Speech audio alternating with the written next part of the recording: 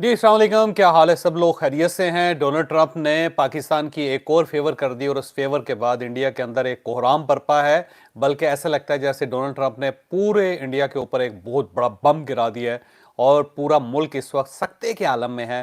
Donald Trump ने ऐसा क्या किया कि जिसकी वजह से पूरा इंडिया परेशान है और पाकिस्तान से नाराज़ है? ये हम आपको आज के व्लॉग में पूरी तफसील से बताएंगे।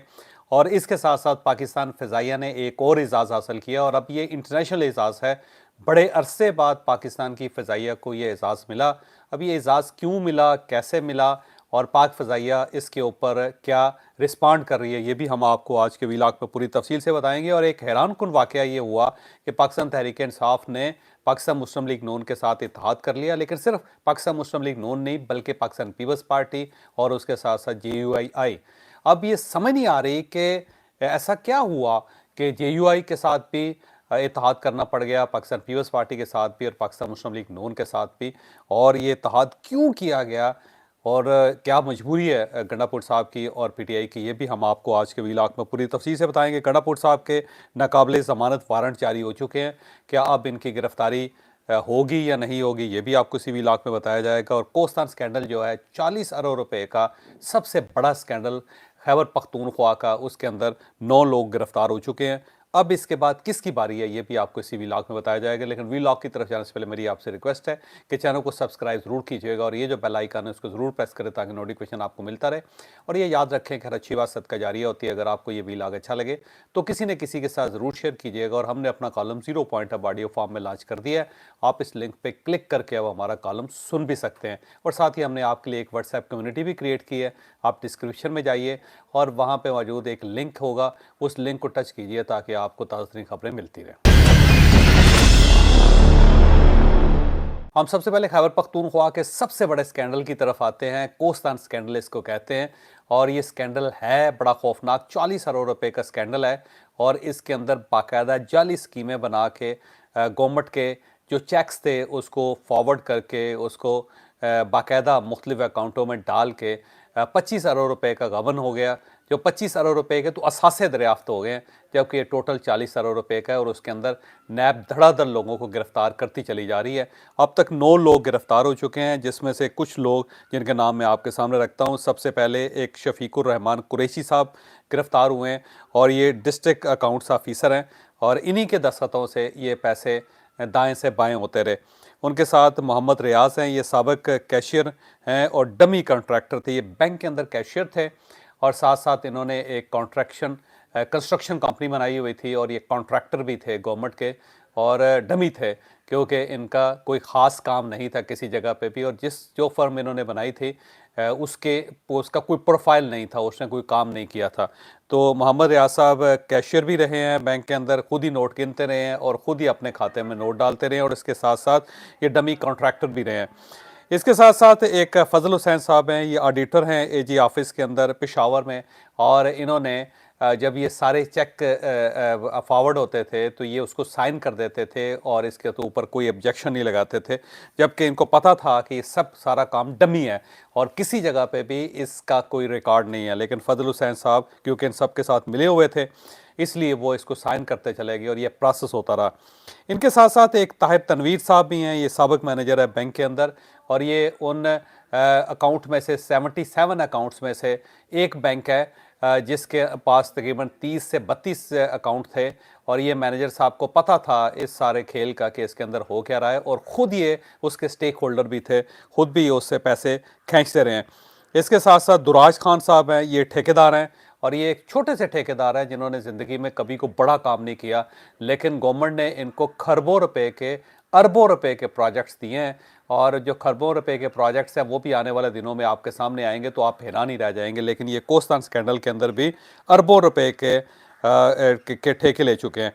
फिर आमिर सईद साहब हैं, ये भी ठेकेदार हैं और ये ठेकेदार भी मिले हुए थे सबके साथ। फिर एक और हैं साहब जिनका नाम सूबेदार है और ये सूबेदार साहब भी ठेकेदार हैं। फिर मोहम्मद अयूब ठेकेदार हैं इसके अंदर। ये मोहम्मद अयूब ठेकेदार जो हैं इनके अकाउंट से 3 अरब रुपए निकले हैं, यानी एक ठेकेदार जिसके अकाउंट से 3 अरब रुपए रिकवर हुए हैं। और ये भी ज़ाहिर है इसी टाइप की हरकतें करते रहें और इनमें से कुछ ठेकेदार ऐसे भी हैं जिन्होंने आज़म स्वाति साहब की प्रॉपर्टी भी खरीदी, आज़म स्वाति साहब का घर भी खरीदा गया है। और इसके साथ साथ बहुत प्लाजे जो हम पिछले अपने व्लॉग में आपको बता चुके हैं कि कितने प्लाजे थे, कितनी दुकानें थी, कितने कमर्शियल प्लॉट्स थे, फिर कितने फार्म हाउस थे जो ख़रीदे गए, जो बेचे गए, जो मुख्तलिफ नामों के ऊपर इस वक्त भी मौजूद हैं। अब क्योंकि ये दायरा फैलता चला जा रहा है और आने वाले दिनों में एक चीफ मिनिस्टर साहब हैं खैबर पख्तूनख्वा के, जो साबिक चीफ मिनिस्टर हैं और बड़े स्टार चीफ मिनिस्टर थे अपने दौर में, और उनके बारे में कहा जाता था कि इमरान खान साहब जो हैं उनको इंतज़ार करते रह गए कि किस वक्त वो वसीम अकरम प्लस होते हैं, तो वो थपकी देते थे और ये कहते थे कि यही इंजन चलेगा और इसी में से बहुत कुछ नई चीज़ें निकलेंगी। अब ऐसी चीज़ें निकली हैं कि जो जिसने इमरान खान साहब को भी हैरान कर दिया, पाकिस्तान तहरीक इंसाफ को भी, और बहुत सारे ऐसे लोग जो इस वक्त भी कैबिनेट के अंदर शामिल हैं वो भी उसका शिकार या उसका निशाना बनने वाले हैं। तो बहरहाल ये जो चीफ मिनिस्टर साहब हैं, मेरा ख्याल है ये महमूद खान साहब हैं, क्योंकि ये सारा स्कैंडल महमूद खान साहब के दौर में हुआ था। और अब अगर महमूद खान साहब गिरफ्तार नहीं होते तो महमूद खान साहब फिर उन लोगों की निशानदेही ज़रूर करेंगे जो इस खेल के अंदर अपने हाथ रखते रहे हैं। तो महमूद खान साहब की गिरफ्तारी भी अनकरीब आप देखेंगे। फिर कुछ ऐसे मिनिस्टर्स भी हैं जो इस वक्त भी गवर्नमेंट का हिस्सा है, उनके गिर्द भी घेरा तंग हो रहा है, उनको भी क्वेश्चनियर भिजवाए जा रहे हैं। फिर जो साबिक वज़ीर ख़जाना है खैबर पख्तूनख्वा के, उनकी गिरफ्तारी भी मुझे लगता है ऑब्वियस है इस सारे खेल के अंदर। तो बहुत सारे लोग आने वाले दिनों में आपको गिरफ्तार मिलेंगे, बल्कि जेलों के अंदर मिलेंगे और इन सब से रिकवरी भी होगी। 40 अरब रुपए का स्कैंडल है और सिर्फ एक डिस्ट्रिक्ट है, और अगर ये आने वाली दिनों में मज़ीद डिस्ट्रिक्ट्स के केसेस खुल गए तो आप हैरान ही रह जाएंगे। ऐसा लगेगा कि खैबर पख्तूनख्वा का सारा स्कैंडल, सारे का सारा जो ख़जाना था वो मुख्तलिफ ठेकेदारों की जेब में जाता रहा। तो ये है सूरत एक्चुअल खैबर पख्तूनख्वा के अंदर। अब यूँ ही ये स्कैंडल मज़ीद ओपन होगा तो आप जुज़ियात देख के हैरान रह जाएंगे। इसके साथ ही गंडापुर साहब के नाकाबिले ज़मानत वारंट जारी हो चुके हैं। जुडिशल मजिस्ट्रेट ने ये वारंट जारी किए हैं। थाना बाराको के अंदर एक केस उनके ऊपर दर्ज हुआ था असलहे की नुमाइश का और शराब की नुमाइश का, और इस में बार बार गंडापुर साहब को बुलाया जा रहा, लेकिन गंडापुर साहब अपना जो बयान हल्फी है वो जमा नहीं करवा रहे, जिसको 342 का बयान कहते हैं।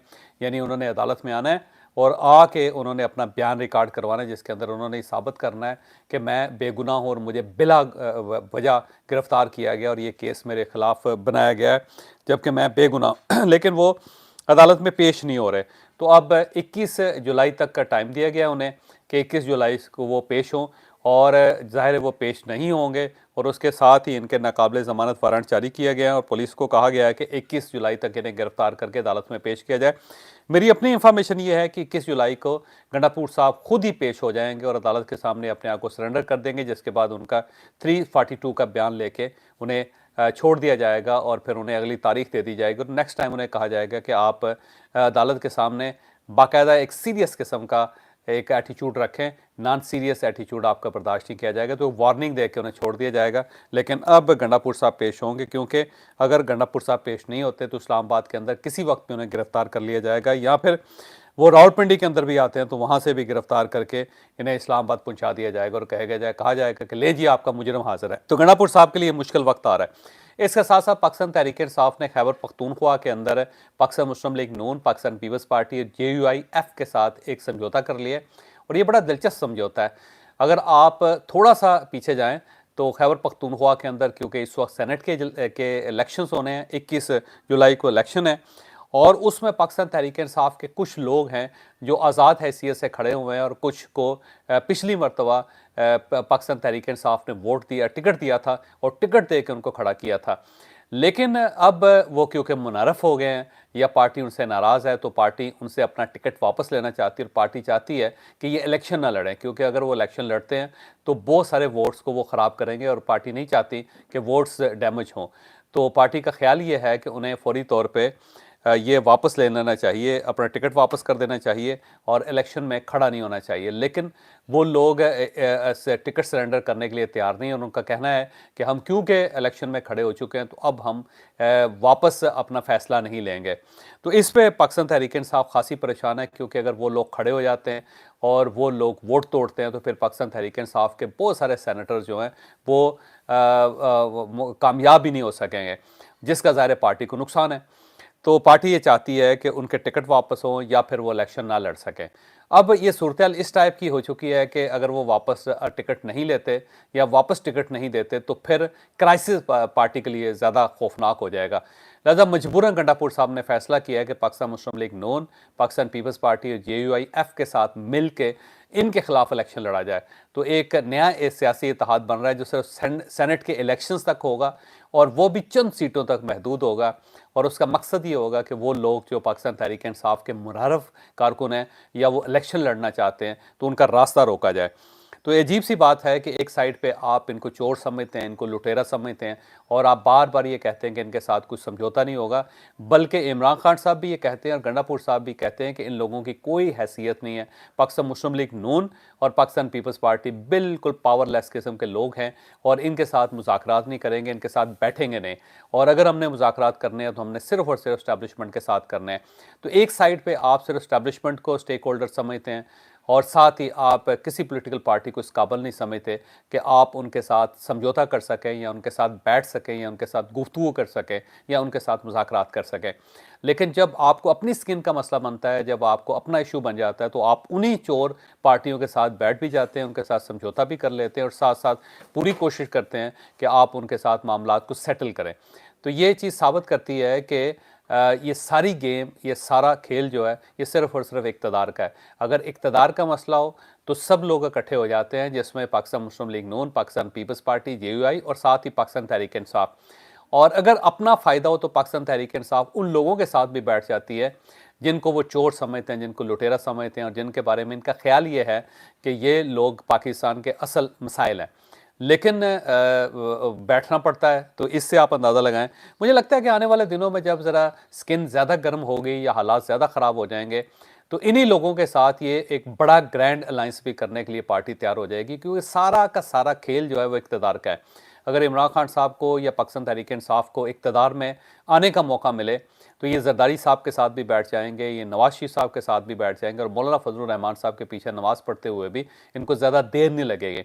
मैं बार बार ये कहता हूँ कि आप लोग बिला वजह हलकान हो रहे हैं, आप लोग बिला वजह अपने आप को डिस्टर्ब कर रहे हैं, आप बिला वजह मिसाइल का शिकार हो रहे हैं, क्योंकि ये लोग सिंसियर नहीं हैं। इनमें से कोई शख्स भी ना जमहूरियत के साथ सिंसियर है, ना वो किसी पार्टी के साथ सिंसियर है, ना वो आवाम के साथ सिंसियर है और ना ही वो आईने पाकिस्तान के साथ सिंसियर है। ये सिर्फ और सिर्फ इक़्तिदार की गेम है।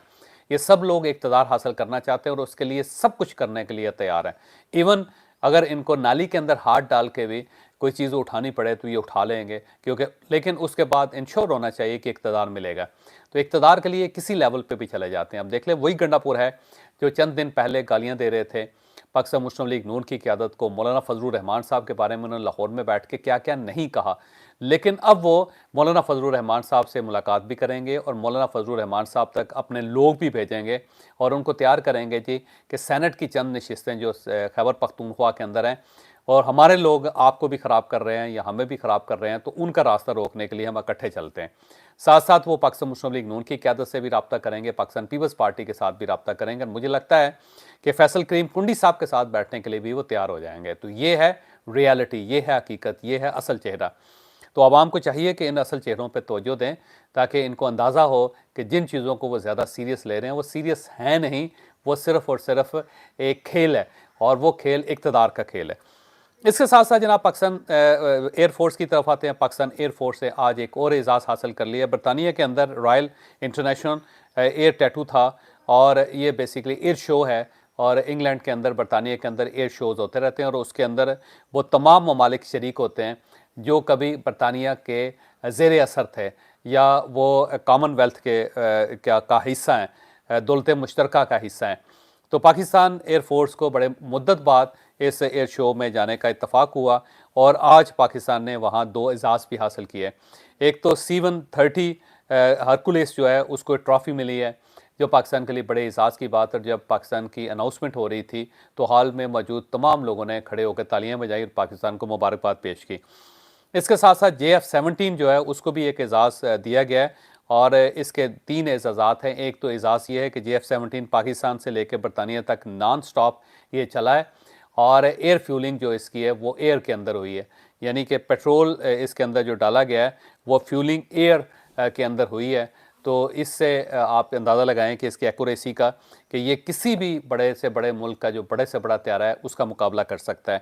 تو یہ بڑا اعزاز ہے پاکستان کے لیے، کیونکہ پاکستان کی ایئر فورس کو پوری دنیا نے اگنور کیا ہوا تھا، سائڈ پہ رکھا ہوا تھا، بلکہ گلف کی وہ سٹیٹس جن کی ایئر فورس کو پاکستان نے خود ڈیولپ کیا تھا، پاکستان ایئر فورس نے ڈیولپ کیا تھا، اور ان کے آفیسرز پاکستان کے اندر ٹریننگ حاصل کرتے تھے، وہ بھی پاکستان کو نہیں بلاتے تھے، پاکستان ایئر فورس کو کسی ایئر شو کے اندر نہیں موقع دیتے تھے. تو اب یہ پاکستان کو بڑا اعزاز حاصل ہوا ہے، اور یہ اللہ کا خاص کرم ہے کہ وہ تمام لوگ، وہ تمام ملک جو پاکستان کو اگنور کرتے تھے، اب وہ پاکستان کو اپنے ایئر شو میں شامل کرنے پہ مجبور ہو گئے ہیں، اور یہ پاکستان کا اعزاز ہے. لہٰذا اگر آپ جیتے ہوئے ہیں تو پوری دنیا پھر آپ کو سپورٹ کرتی ہے، اور اگر آپ ہار جائیں تو پھر آپ کے ساتھ وہی سلوک ہوتا ہے جو اس وقت انڈیا کے ساتھ ہو رہا ہے. اس کے ساتھ ساتھ ڈونلڈ ٹرمپ نے کل ریپبلکن پارٹی کے کچھ لوگ تھے، ان کے اعزاز میں انہوں نے ایک ڈنر دیا ہوا تھا وائٹ ہاؤس میں. وہاں پہ گفتگو کرتے ہوئے انہوں نے یہ انکشاف کیا کہ پاکستان اور انڈیا کی جنگ کے درمیان 5 طیارے گرے ہیں، اور جو ہی 5 طیارے گرے تو اس کے بعد یہ جنگ رک گئی.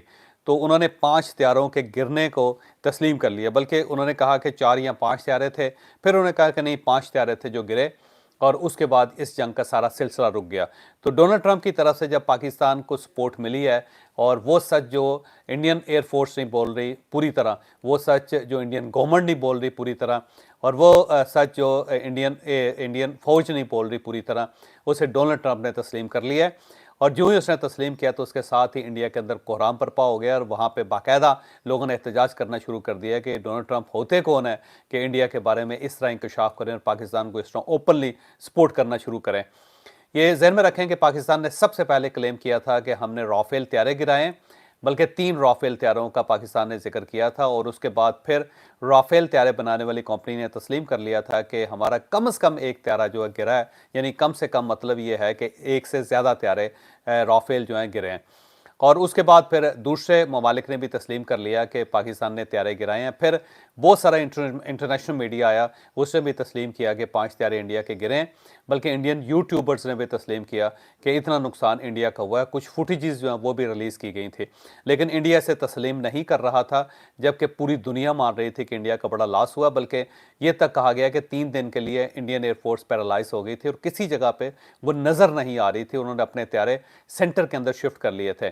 پاکستان بھی یہ کلیم کرتا رہا، لیکن انڈیا نہیں مانتا تھا. اب ڈونلڈ ٹرمپ کے ماننے کے بعد دنیا تسلیم کر چکی ہے کہ پاکستان نے واقعی کمال کر دیا تھا، بلکہ پاکستان نے انڈین ایئر فورس کی ناک زمین کے ساتھ رگڑ دی تھی، اور اس چیز کو دنیا تسلیم کر چکی ہے. تو اب اگر یہ انڈیا نہیں بھی مانتا تب بھی کوئی خاص فرق نہیں پڑتا. لیکن بہرحال ڈونلڈ ٹرمپ پاکستان کو مسلسل سپورٹ کر رہے ہیں، اور ان کی جو تازہ ترین سپورٹ ہے، اس نے باقاعدہ بم بن کے انڈیا کے اوپر تباہی پھیلا دی ہے، انڈیا میں تباہی پھیلا دی ہے. ان کا جو سوشل میڈیا ہے وہ خاموش ہے، ان کے جو ٹیلی ویژن ہے وہاں پہ سوال اٹھایا جا رہا ہے. ڈونلڈ ٹرمپ کی جو سٹیٹمنٹ ہے اسے وہاں پہ پیش کر کے پوچھا جا رہا ہے کہ ہماری گورنمنٹ بولتی کیوں نہیں ہے؟ اگر یہ جواز غلط ہے تو پھر ہمیں ڈونلڈ ٹرمپ کا منہ توڑ دینا چاہیے، ہمیں امریکہ کا منہ توڑ جواب دینا چاہیے، اور اگر یہ بات درست ہے تو پھر ہمیں اپنی غلطی مان کے ہمیں اپنی شکست تسلیم کرنی چاہیے. تو ایک بڑی ڈیبیٹ انڈیا کے اندر چل رہی ہے. مجھے لگتا ہے کہ آنے والے دنوں میں مودی کو یہ تسلیم کرنا پڑے گا کہ پاکستان یہ میچ ون کر گیا تھا،